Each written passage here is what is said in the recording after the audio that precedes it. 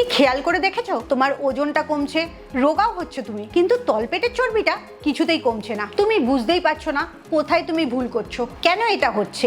আসলে তোমার তলপেটের চর্বিটা যে কমছে না, এটা কোনো খাওয়ার বা এক্সারসাইজের ভুল না, এটা তোমার হরমোনের সমস্যা, হজমের সমস্যা আর স্ট্রেসের সমস্যা। আজকের ভিডিওতে আমি এমন 3টে খাবার বলবো যেগুলো তুমি নিয়মিত খেলে তোমার হজমটা খুব ভালো হবে, হরমোনটা ব্যালেন্সে থাকবে আর স্ট্রেসটাও কমবে। শুধু তাই না, এই 3টে খাবার থেকে তুমি অ্যান্টি এজিং এর এফেক্টটাও পাবে, তাতে দীর্ঘদিন তোমার স্কিনটা ভালো থাকবে। আর লাস্টের যে খাবারটা বলবো সেটা তো একটা ম্যাজিক ফুড, তোমার ঘুমটাকেও ভালো করবে। তাই একটুও স্কিপ না করে পুরো ভিডিওটা মন দিয়ে দেখো, আর কালকে থেকেই 3টে খাবার নিজের খাবারের মধ্যে যোগ করে নিও। Welcome to good life with Sukanya. আমি লাইফস্টাইল কারেকশন কোচ। আমার পার্সোনাল গাইডেন্সে তুমি যদি ওজন কমাতে চাও, নিজেকে সুস্থ রাখতে চাও, তাহলে এক্ষুনি আমার 2 ঘন্টার অনলাইন ইন্ট্রোডাকশন সেশন জয়েন করো। সেশন বুক করার জন্য নিচের নাম্বারে LCW লিখে হোয়াটসঅ্যাপ করো। প্রথম সুপারফুডটা একটা নয়, 2টো ড্রাই ফ্রুটস দিয়ে তৈরি। একটার নাম ফিগ বা ডুমুর বলি আমরা যাকে, আর আরেকটা প্রুন, একটা বিদেশি ফল। এই দুটোই ড্রাই ফ্রুট হিসেবেই আমাদের কাছে আসে এবং যে কোনো অনলাইন স্টোরেই তুমি পাবে। এই দুটো ফলই কেন আমি সুপারফুড হিসেবে বেছে নিলাম, তার কারণ হচ্ছে রিসার্চে বলছে এই দুটো ফলে প্রচুর পরিমাণে সলিউবল ফাইবার থাকে, যেটা তোমার গাট মাইক্রোবস গুলোকে ভালো থাকতে সাহায্য করে। আর যখনই তোমার গাট মাইক্রোবস ভালো হবে, তখনই তোমার হজমটা খুব ভালো হয়। অ্যাজ এ রেজাল্ট তোমার তলপেটে জমে থাকা চর্বিটা কমতে শুরু করবে।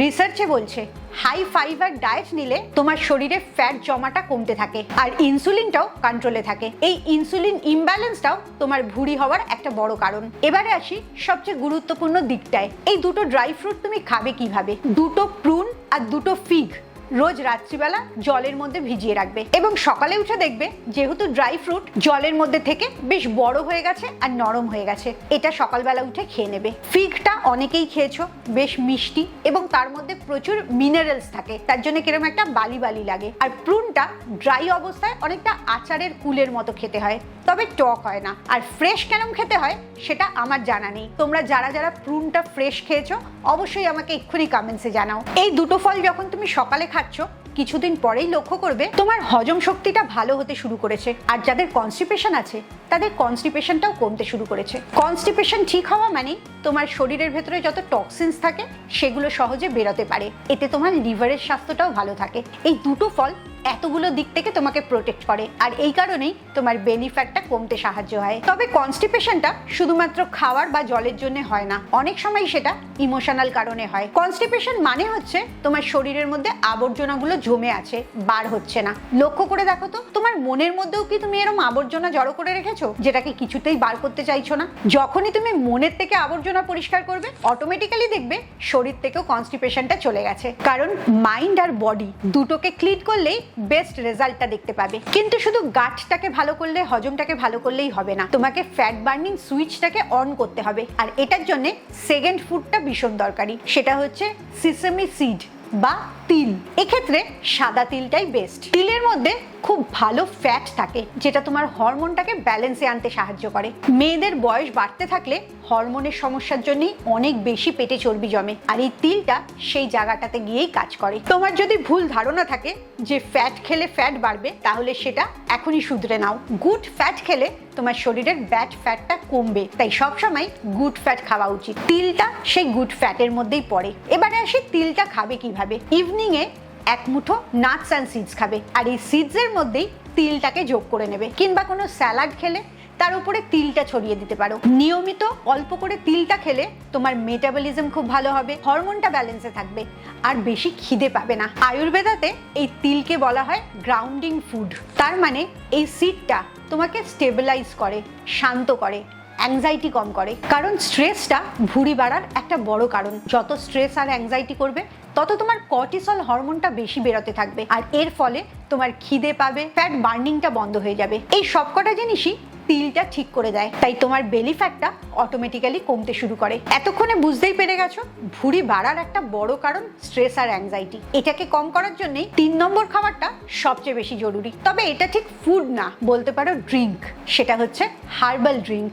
হার্বাল ড্রিঙ্কের মধ্যে কোনো ক্যাফেন থাকে না, তাই ঘুমের ডিস্টার্বটা কখনোই হবে না। সেটা বেস্ট হয় তুমি যদি কোনো ফুলের চা খাও, যেমন ক্যামোমাইল টি, রাত্রিবেলা খেলে তোমার ঘুমটা খুব ভালো হবে, তোমার অ্যাংজাইটি আর স্ট্রেসটা কম হবে। কিংবা হিবিস্কাস টি বা অন্য কোনো ফুলের চা তুমি অনলাইন থেকে কিনতে পারো, কিংবা তোমার বাগান থাকলে সেখান থেকেই তুমি সংগ্রহ করতে পারো। পারিজাত ফুল হোক, জবা ফুল হোক, শিউলি ফুল হোক, যে কোনো ফুলেরই প্রচুর পুষ্টিগুণ আছে এবং নার্ভকে শান্ত করার ক্ষমতা রাখে, তাই যে কোনো ফুলের চাই তুমি খেতে পারো। আর যেহেতু ফুলের মধ্যে কোনো ক্যাফেন থাকে না, তাই তুমি যে কোনো সময় এটা খেতে পারো। এই হার্বাল টি তোমার হজমটাকে ভালো করে, স্ট্রেসটাকে কম করে আর ফ্যাট অক্সিডেশনটাকেও ভালো করে। আসলে পেটের চর্বি কমানোর জন্য তোমাকে প্রচুর ডায়েটও করতে হবে না, এক্সারসাইজও করতে হবে না, তোমাকে তোমার লাইফটাকে একটা ব্যালেন্সে আনতে হবে। তুমি যত গ্রাউন্ডেড থাকবে, যত শান্ত থাকবে, তত দেখবে তোমার ঘুমটাও ভালো হবে আর ফ্যাট বার্নিংটাও ভীষণ সহজ হবে। আজকে 3টে যে সুপারফুড বললাম, এই 3টে তোমার 3 ভাবে উপকার করবে। প্রুন আর ফিগটা তোমার গাট হেলথকে ভালো করবে,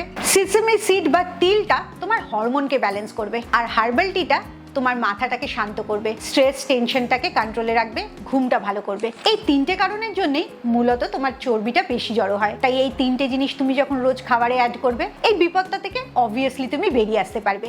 যতক্ষণ না তুমি নিজেকে চিনতে পারছো, নিজের শরীরের ভাষাটা বুঝতে পারছো, ততক্ষণ তুমি নিজের উপকার করতে পারবে না। সারাক্ষণ সোশ্যাল মিডিয়ায় নানা রকম রিলস দেখে সেগুলোতে মোটিভেটেড হবে, সেগুলো ট্রাই করার চেষ্টা করবে এবং যখন রেজাল্ট পাবে না, তখন ভাববে তোমার পক্ষে হয়তো ভুঁড়ি কমানো সম্ভব না। আসলটা হচ্ছে নিজের ভেতরে জার্নিটা করতে হবে, নিজের শরীরটাকে বুঝতে হবে। আর তুমি যখন তোমাকে চিনতে পারবে, শুধু তোমার স্বাস্থ্য ভালো করবে তাই না, তোমার নেক্সট জেনারেশনের স্বাস্থ্য তুমি ভালো রাখতে পারবে। এখনকার দিনে প্রচুর ছোট ছোট বাচ্চাদের ফ্যাটি লিভার হচ্ছে। কিছুদিন আগেই আমার ফলো আপ প্রোগ্রামে একটা 10 বছরের বাচ্চা জয়েন করেছে। এবারে ভাবো তো, ছোট বাচ্চাটা জানে না কি করছে, কোনটা ঠিক কোনটা ভুল, তার পেরেন্টসরা যা করাচ্ছে সেটার এফেক্টটা সে ভোগ করছে। আর এই 10 বছরে তার যদি শরীরের এই অবস্থা হয়, তাহলে সে সারা জীবনটা কি করে সুস্থ থাকবে? তাই তুমি সুস্থ থাকাটা শুধু তোমার জন্য জরুরি না, তোমার নেক্সট জেনারেশনের জন্যও জরুরি। অনেকেই মনে করে এই ফ্যাটি লিভারটা সেরকম কোনো ব্যাপার না, বাকি সব ঠিকই আছে, শুধু একটু লিভারে ফ্যাট জড়ো হয়েছে। সত্যি কি তাই? ফ্যাটি লিভারটা আসলে কতটা ডেঞ্জারাস, কতটা ক্ষতি তোমার করতে পারে, সেটা জানাটা ভীষণ দরকার। আর তার সাথে এই ফ্যাটি লিভারটা তুমি কি করেই বা ঠিক করবে, সেটা জানাও খুব দরকার। এই প্রশ্নগুলোর উত্তর যদি তুমি জানতে চাও, তাহলে অবশ্যই আমার পরের ভিডিওটার জন্য অপেক্ষা করো। ওই ভিডিওতে আমি বলবো ফ্যাটি লিভারটা কতটা ডেঞ্জারাস এবং সেটাকে তুমি কিভাবে সহজেই ঠিক করতে পারো। খুব ভালো থাকো, মানসিক আর শারীরিকভাবে একদম সুস্থ থাকো। আবার পরের ভিডিওতে তোমাদের সাথে দেখা হচ্ছে।